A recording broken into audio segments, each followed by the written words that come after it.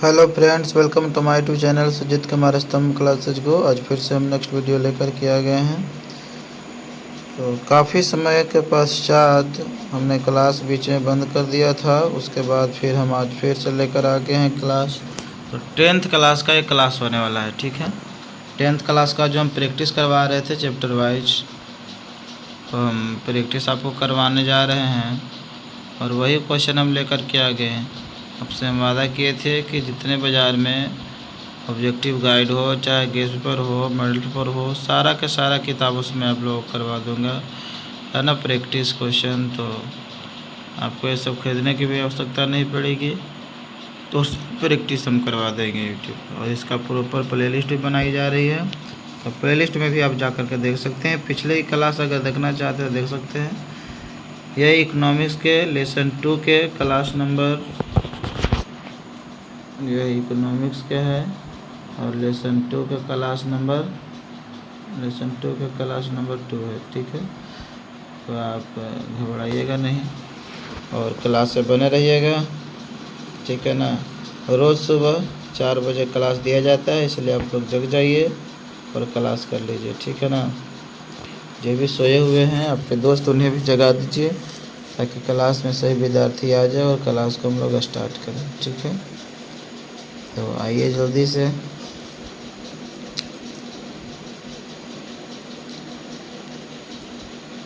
Class को हम लोग स्टार्ट करते हैं मित्रों।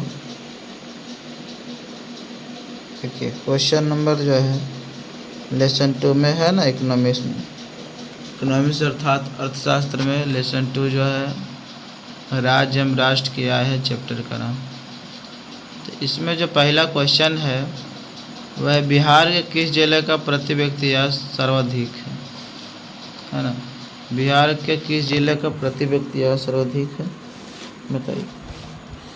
अब आज आप लोगों की अगर कर्कश जा रही है तो थोड़ा हम पंखा बंद कर देते हैं।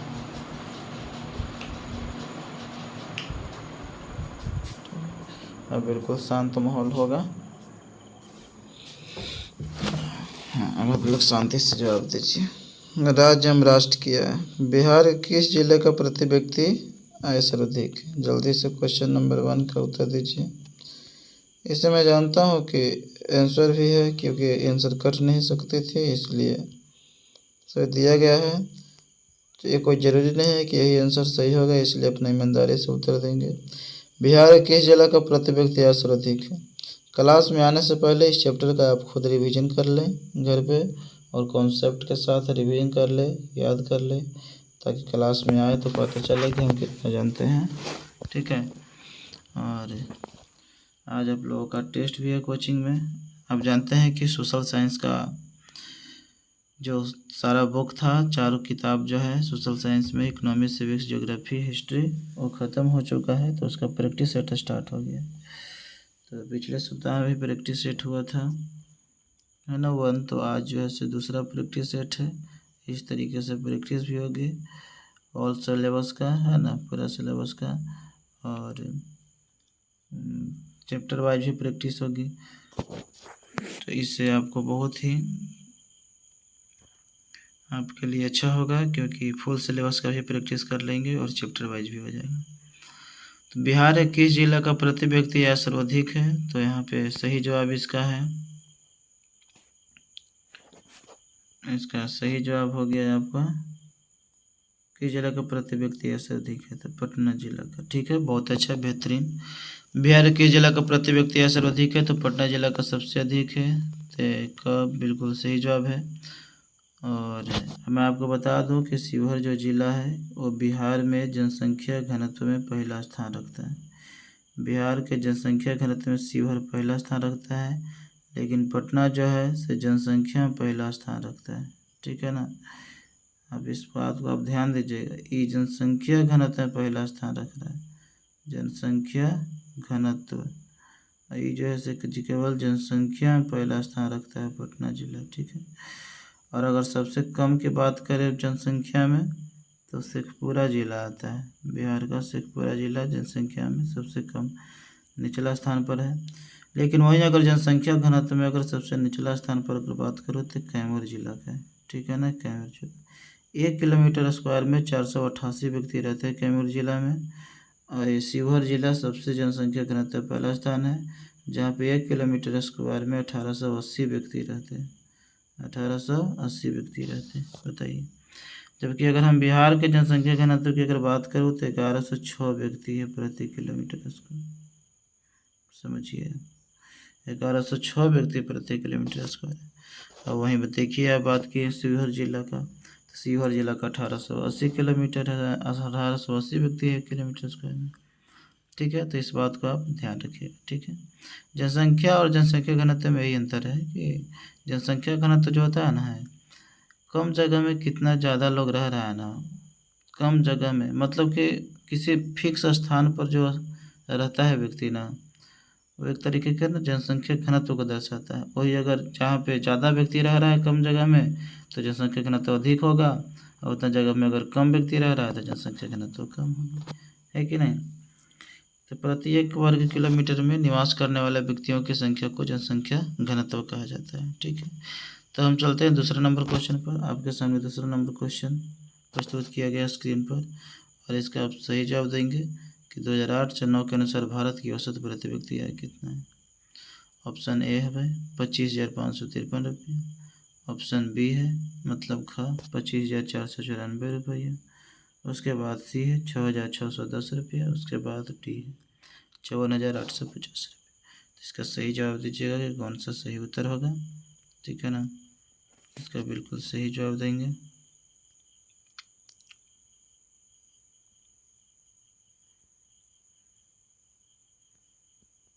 तो इसका बिल्कुल सही जवाब है। आप कमेंट में आंसर देते रहिए, ठीक है ना। कमेंट में अगर आंसर आप टाइप करते रहेंगे तो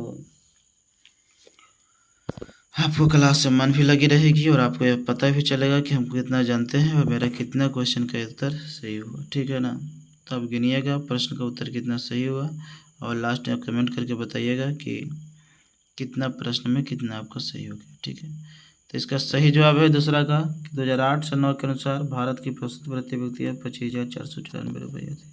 ठीक है, उसके बाद चलते हम लोग तीसरे नंबर क्वेश्चन पर, और तीसरा नंबर क्वेश्चन का आप लोग सही जवाब देंगे कि भारत में वित्तीय वर्ष कहा जाता है, कब से कब तक कहा जाता है।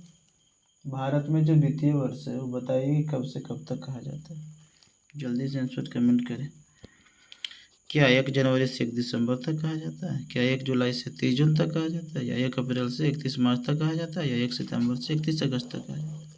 जल्दी से आंसर कमेंट करें। ठीक है ना, देखिए हमको क्वेश्चन जो है कहने से पहले ही आपका आंसर आ जाना चाहिए। जैसे हम क्वेश्चन पढ़ रहे हैं कमेंट होते रहना चाहिए, है ना, तो हम समझे कि हाँ भाई पढ़ाई लिखाई कर रहे हैं।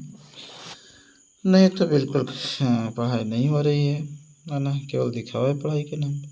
भारत में जो वित्तीय वर्ष है ना वह कहा जाता है, इसका बिल्कुल सही जवाब है। क्या सही जवाब है? 1 अप्रैल से 31 मार्च तक। 1 अप्रैल से 31 मार्च तक, है ना।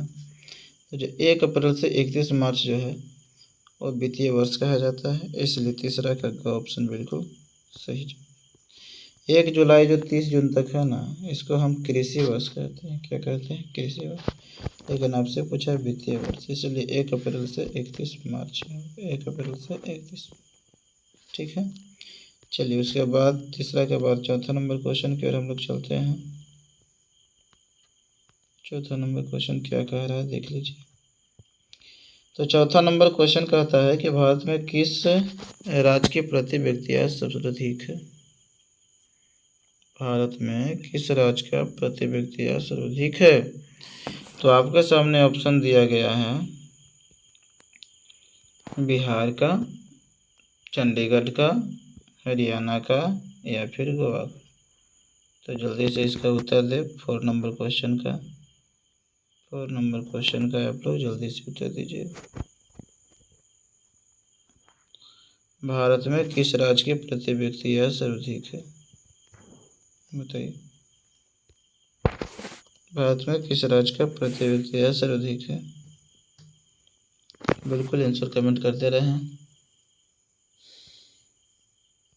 बिल्कुल सही जवाब है, आंसर इसी तरीके से कमेंट करते रहें। भारत में किस राज्य की प्रति व्यक्ति आय सर्वाधिक है।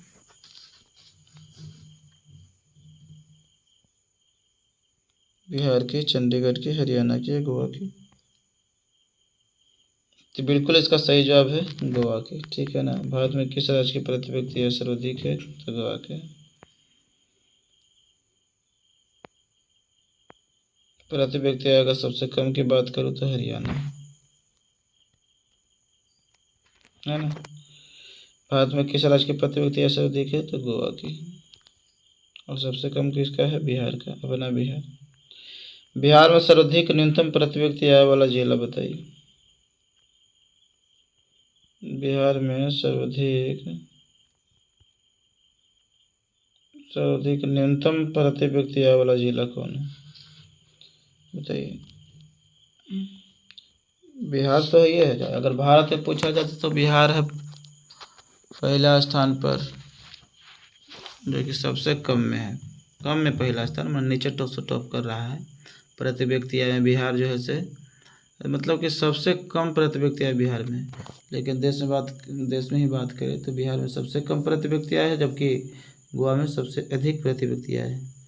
वही अगर हम बिहार में बात करें तो बिहार में सर्वाधिक न्यूनतम प्रति व्यक्ति आय वाला जिला कौन है? बताइए। पटना है, पूर्णिया है, शिवहर है, बेगूसराय। देखिए, शिवहर जिला का जनसंख्या घनत्व सबसे अधिक है। जनसंख्या घनत्व ज़्यादा है तो कम जगह में ज़्यादा लोग रह रहे हैं, तो पैसा तो कम होगा इन्हीं के पास, इनकम कम होगा इन्हीं के पास, तो इसलिए शिवहर जिला जो है सही होगा। सर्वाधिक न्यूनतम प्रति व्यक्ति आय वाला जिला कौन है? तो शिवहर जिला है। बिहार में भी अगर बात करें तो शिवहर जिला में सबसे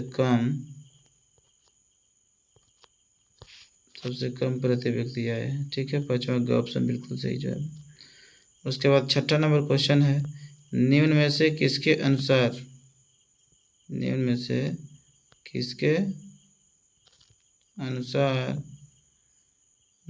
किसके अनुसार राष्ट्रीय लाभांश के समाज के वस्तुनिष्ठ अथवा भौतिक आय का वह भाग है जिसमें विदेशों से प्राप्त आय भी सम्मिलित होती है और उसकी मुद्रा के रूप में माफ हो सकती है।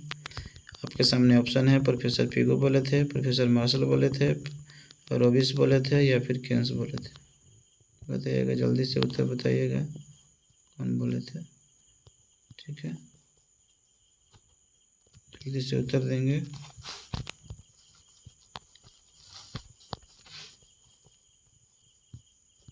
मतलब ये कौन सा सही जवाब है?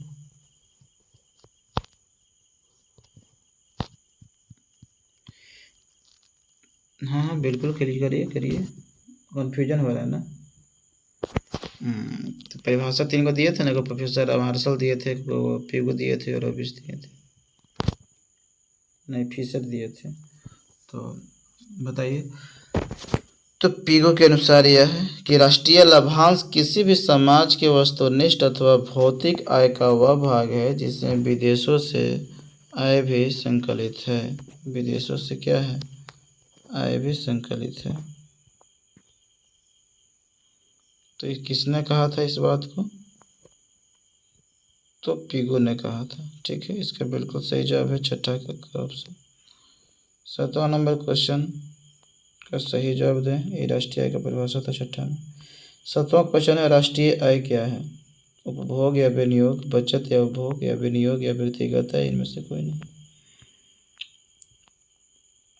तो आपके सामने सही उत्तर है उपभोग या विनियोग, बचत या उपभोग या विनियोग या व्यक्तिगत है। जल्दी से आंसर कमेंट करें, आपको जल्दी से आंसर कमेंट कीजिएगा। ठीक है, बिल्कुल राष्ट्रीय आय जो है से उपभोग और विनियोग है। आप जानते हैं ना, प्रोफेसर केन्स क्या सूत्र दिए थे? y बराबर c प्लस आई दिए थे। y बराबर क्या दिए थे? c प्लस आई। ठीक है, राष्ट्रीय आय है ना, उपभोग प्लस विनियोग हो जाएगा, चूँकि y बराबर c प्लस आई दिए। कंजप्शन उपभोग हो गया, इन्वेस्टमेंट मतलब विनियोग हो गया, y मतलब राष्ट्रीय आय को व्यक्त किए थे, नेशनल इनकम को। तो 7वां का बिल्कुल सही जवाब है। हम लोग चलते हैं 8वां नंबर क्वेश्चन। भारत में राष्ट्रीय आय के आकलन के लिए उत्तरदायी कौन उत्तरदायी है? जल्दी से बताइएगा 8वां नंबर क्वेश्चन का सही उत्तर। भारत में राष्ट्रीय आय के आकलन के लिए कौन उत्तरदायी है? केंद्रीय सांख्यिकी संगठन है, या फिर योजना आयोग है, या राष्ट्रीय विकास परिषद, या रिजर्व बैंक ऑफ इंडिया है? जल्दी 8वां का उत्तर बताइए। तो भारत में जो राष्ट्रीय आय के आकलन के लिए कौन उत्तरदायी है? इसका सही जवाब है केंद्रीय सांख्यिकी संगठन। मतलब 8वां का बिल्कुल सही जवाब है केंद्रीय सांख्यिकी संगठन। ठीक है, CSO जिसको बोला जाता है, CSO, सेंट्रल स्टैटिस्टिकल ऑफिस या फिर सेंट्रल स्टैटिस्टिकल ऑर्गेनाइजेशन, जिसकी स्थापना हुई थी 1954 ईस्वी में हुई थी। ये जो योजना आयोग है, योजना आयोग की स्थापना कब हुई थी? 1949 ईस्वी में हुई थी। प्रोफेसर PC महालनोबिस की अध्यक्षता में योजना आयोग की जो स्थापना हुआ था 1949। राष्ट्रीय विकास परिषद का जो गठन हुआ था 6 अगस्त 1952 ईस्वी में हुआ था, जिसके सदस्य सभी राज्य के मुख्यमंत्री होते हैं। सभी राज्य के मुख्यमंत्री सदस्य होते हैं, है ना। पदेन अध्यक्ष तो प्रधानमंत्री ही होते हैं, ठीक है ना। जैसे योजना आयोग है, योजना आयोग के पदेन अध्यक्ष कौन होते हैं? देखिए, हम योजना आयोग बोल रहे हैं ना जी, 1949 बोल दिया आपको। राष्ट्रीय आय समिति ना 1949 में स्थापना हुआ था। योजना आयोग का ना गठन 15 मार्च 1950 में हुआ था। कब हुआ था? 15 मार्च 1950 में योजना आयोग का गठन हुआ था, और इसको नाम बदल कर दिया गया, योजना आयोग का नीति आयोग कर दिया गया। नीति आयोग की स्थापना कब किया गया? 1 जनवरी 2015 ईस्वी में कर दिया गया, ठीक है, 1 जनवरी 2015 में। तो योजना आयोग के जो पदेनाध्यक्ष होते हैं प्रधानमंत्री होते हैं। राष्ट्रीय विकास परिषद के भी पदेनाध्यक्ष प्रधानमंत्री होते हैं, लेकिन सभी सदस्य इसका मुख्यमंत्री होते हैं, है ना। जो इसका सदस्य होते हैं सभी राज्य के मुख्यमंत्री होते हैं, तो नहीं बताया, ठीक है ना। ये जो योजना आयोग बोले मैंने 15 मार्च 1950 में स्थापना हुआ था, वो मैंने दिमाग में आ गया ना। राष्ट्रीय आय समिति 1949 ईस्वी में स्थापना हुआ था, प्रोफेसर PC महालनोबिस की अध्यक्षता। तो रिजर्व बैंक ऑफ इंडिया जो है, रिजर्व बैंक ऑफ इंडिया, इसकी स्थापना हुई थी, इसके लिए अधिनियम आया था 1934 ईस्वी में। पहले कब आया था? 1934 में इसके लिए अधिनियम आया था, ठीक है, 1934 में अधिनियम आया। और यंग हिल्टन कमेटी के सिफारिश पर 1935 ईस्वी में 1 अप्रैल को स्थापित कर दिया गया। और इसी रिजर्व बैंक ऑफ इंडिया को, RBI को, 1 जनवरी 1949 को, 1 जनवरी 1949 ईस्वी क्या कर दिया गया? इसका राष्ट्रीयकरण कर दिया गया था, रिजर्व बैंक ऑफ इंडिया, ठीक है। तो ये रही इसका सही है। तो इसका सही उत्तर क्या आ जाएगा? भारत में राष्ट्रीय आय के आकलन के लिए कौन उत्तरदायी है? केंद्रीय सांख्यिकी संगठन। अब हम लोग चलते हैं अगले नंबर क्वेश्चन पर। 9वां नंबर क्वेश्चन बताइए। उत्पादन एवं आय गणना विधि सर्व आर्थिक दृष्टिकोण से सहज है, वैज्ञानिक है, व्यवहारिक है, उपयुक्त में से तीन? इसका बिल्कुल सही जवाब देंगे मित्रों। कमेंट में इस पर लगातार करते रहे।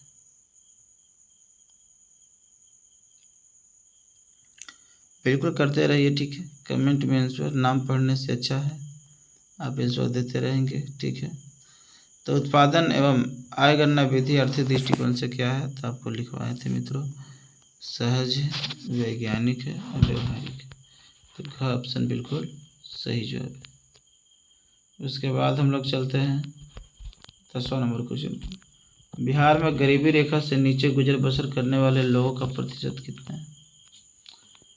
तो इसका सही उत्तर हो जाएगा, सबसे पहले ऑप्शन देखिए,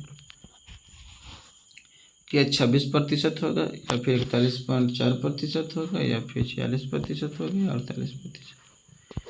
जल्दी से सही जवाब दीजिए मित्रों कि बिहार में गरीबी रेखा से नीचे गुजर बसर करने वाले लोगों का प्रतिशत कितना? इसका बिल्कुल सही जवाब है 41.4। अगला क्वेश्चन है, गरीबी के दुष्चक्र की धारणा को किसने बतलाया था? गरीबी के दुष्चक्र माने खराब चक्र, इसकी अवधारणा किसने दिया था?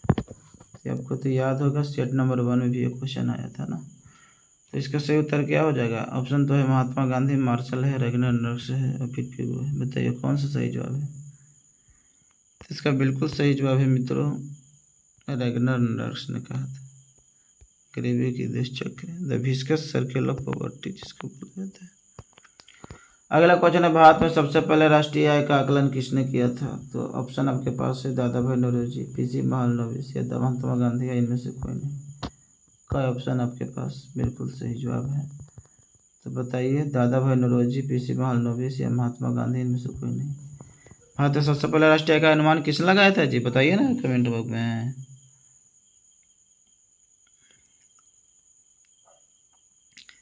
तो इसका सही उत्तर हो जाएगा दादा भाई नौरोजी। 1868 ईस्वी में सबसे पहले भारत में सबसे पहले राष्ट्रीय आय का अनुमान किसने लगाया था, दादा भाई नौरोजी, जो कि 20 रुपये बतलाया था उसमें, है ना। इनका एक किताब है poverty and non British rule in India, दादा भाई नौरोजी का, जिसमें जिक्र किए हैं। ठीक है, अगला क्वेश्चन है, poverty and non British rule in India किसकी रचना है। देखिए आएंगे ये क्वेश्चन, इसलिए बोलते हैं कि जो क्वेश्चन का अगल बगल की चीज़ें होती है इसको भी ध्यान रखें। Poverty and non British rule in India किसकी रचना है, महात्मा गांधी, दादा भाई नौरोजी का, मार्शल का, या फिर इनमें से कोई नहीं। Poverty and non British rule in India, इसका सही उत्तर है दादा भाई नौरोजी,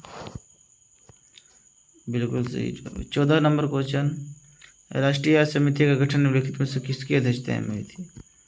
देखिए यही वाला ध्यान में रहा था ना, जो कि योजना आयोग के भर के बता दिए थे। राष्ट्रीय आय समिति का गठन निम्नलिखित में से किसकी अध्यक्षता में हुआ था, तो ऑप्शन आपके सामने है।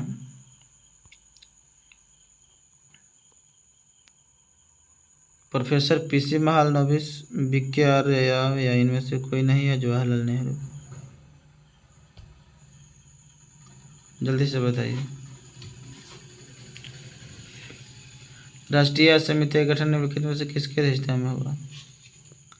जो राष्ट्रीय आय समिति का गठन हुआ था ना मित्र, वह प्रोफेसर पीसी महालनोबिस की अध्यक्षता में हुआ था, है ना। आपको हमने बताया था कि राष्ट्रीय आय समिति का जो गठन हुआ था 1949 ईस्वी में हुआ था, और किसकी अध्यक्षता में हुआ था, प्रोफेसर पीसी महालनोबिस की अध्यक्षता में हुआ था। हम लोग चलते हैं अगले क्वेश्चन की ओर। ठीक है, 15 नंबर क्वेश्चन, विश्व विकास रिपोर्ट 2005 से भारत में प्रति व्यक्ति आय कितना था। विश्व विकास रिपोर्ट 2005 से भारत में प्रति व्यक्ति आय कितना था। क्या $650 था, $720 था, $900 था, या फिर $1200। जल्दी से आंसर कमेंट बॉक्स में उत्तर दीजिए मित्रों, है ना। बोलने बहुत बार होता है यार। तो इसका सही उत्तर हो जाएगा $750, नहीं $720। ठीक है ना, अभी 740 है, लेकिन फिर भी रहने दो, कोई दिक्कत नहीं। 2005 में $720 आसपास है ही। तो राष्ट्रीय आय, 16 नंबर क्वेश्चन क्या है कि राष्ट्रीय आय बतलाइए।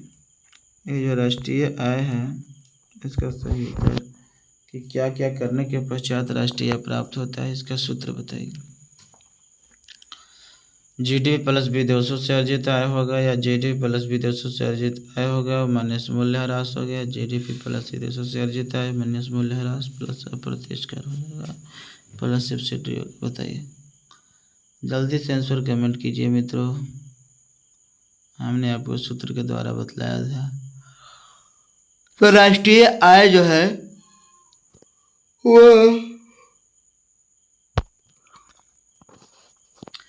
वह होगा जीडीपी में विदेशों से अर्जित आय, जो विदेशों में हमारे देश के लोग जो कमाने जा रहे हैं उसको जोड़ दीजिए, फिर मूल्य से ह्रास होता है उसको घटा दो, जो अप्रत्यक्ष टैक्स लगता है उसको हटा दो, और फिर सब्सिडी जो सरकार देती है उसको जोड़ दो। तो ये सब जो है ना इगो हो जाएगा राष्ट्रीय आय। 17 नंबर क्वेश्चन बतलाइएगा, भारत में राष्ट्रीय आय का आकलन सर्वप्रथम कब हुआ था। हमने दादा भाई नौरोजी का पहले ही जिक्र किया और उसके बारे में पूर्ण डिटेल बतलाया। तो आपको तो ये ज्ञात हो ही गया होगा कि राष्ट्रीय आय का आकलन सर्वप्रथम कब हुआ था। तो इसका सही उत्तर हो जाएगा 1868 से। 17 का ऑप्शन बिल्कुल सही जवाब। जैसे क्वेश्चन आवे कमेंट देना स्टार्ट कर दीजिए, सबसे पहले कौन देता है ना, पता चले। राष्ट्रीय आय मापने के निम्नलिखित में से कौन सी विधियाँ हैं। आय विधि, उत्पादन विधि, व्यय विधि और प्रयुक्त में सभी। जल्दी से आंसर कमेंट करें। तो इसका सही जवाब है मित्रों आय गणना विधि, उत्पादन गणना विधि, व्यय गणना विधि, मतलब कि चारों बिल्कुल सही जवाब है। ठीक है, तो हम लोग चलते हैं 19वां नंबर क्वेश्चन की ओर। राष्ट्रीय आय की गणना में कौन सी कठिनाइयाँ हैं। आपके सामने क्वेश्चन प्रस्तुत कर दी गई। राष्ट्रीय आय गणना करने में कौन सी कठिनाई उत्पन्न होती है, तो लिखाया हुआ है ना। आंकड़ों के एकत्र करने में कठिनाई, दोहरी गणना की संभावना, मूल्य मापन में कठिनाई बतलाइए। वो मत लान दीजिएगा, मुद्रा के जो वस्तु विनिमय प्रणाली में जो कठिनाई उत्पन्न होती थी, यह राष्ट्रीय आय की गणना में कौन सी कठिनाई उत्पन्न होती है? तो आंकड़ों को एकत्र करने में भी कठिनाई होती है, दोहरी गणना की संभावना बनी रहती है, मूल्य के मापने में भी कठिनाई होती है, इसलिए 19 का ऑप्शन बिल्कुल सही जो 20वां नंबर क्वेश्चन। हाँ 19 क्वेश्चन था ना। चलिए ठीक है, आज की पीडीएफ में 19 क्वेश्चन था, ठीक है। और आप शाम के इंतज़ार कीजिएगा, 7 बजे तक एक वीडियो चले जाएंगे। शाम के 7 बजे तक नहीं, मैं मानता हूँ वही 5 बजे तक चला जाएगा एक क्लास, ठीक है ना। 5 बजे तक एक क्लास चला जाएगा। और वह जो क्लास रहेगा शाम के 5 बजे प्रतिदिन, वह ऑब्जेक्टिव नहीं सब्जेक्टिव रहेगा। और प्रतिदिन एक क्वेश्चन सब्जेक्टिव आपको दिया जाएगा शाम के 5 बजे, तो इसको आप ध्यान दीजिएगा। केवल एक क्वेश्चन सब्जेक्टिव रहेगा और उसको प्रतिदिन तैयार कर लेंगे। अगर आज से भी अगर पढ़ना चाहते हैं तो सोशल साइंस जो है से हम पूरी तरीके से तैयार करवा देंगे, ठीक है। तो राष्ट्रीय आय गणना में कौन सी कठिनाइयाँ होती है वो हो गया। 19 का सभी हो जाएगा, है ना। इस तरीके से प्रतिदिन क्लास करते रहें। सुबह 4 बजे आप उठ जाइएगा भोर में, हम उठाने का काम करेंगे आप लोगों का जगाने के लिए। वैसे तो हम अंदर के उठा नहीं सकते, जगा नहीं सकते, लेकिन हमारी से आपको हमारे ऊपर संवेदनाएं अगर जुड़ी हुई है तो ज़रूर उठेंगे और पढ़ने की कोशिश करेंगे अपने जीवन के लिए, अपने बाल बच्चों के लिए, है ना, अपने गार्जियन के लिए, अपने परिवार के लिए। क्योंकि जब तक नहीं पढ़िएगा तब तक कैसे आगे बढ़िएगा।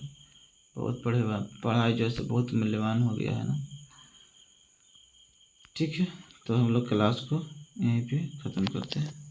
Thank you for watching video. कल ज़्यादा से ज़्यादा बच्चों को जोड़िए, हमारी यही कामना है, इच्छा है, और अच्छा से पढ़िए।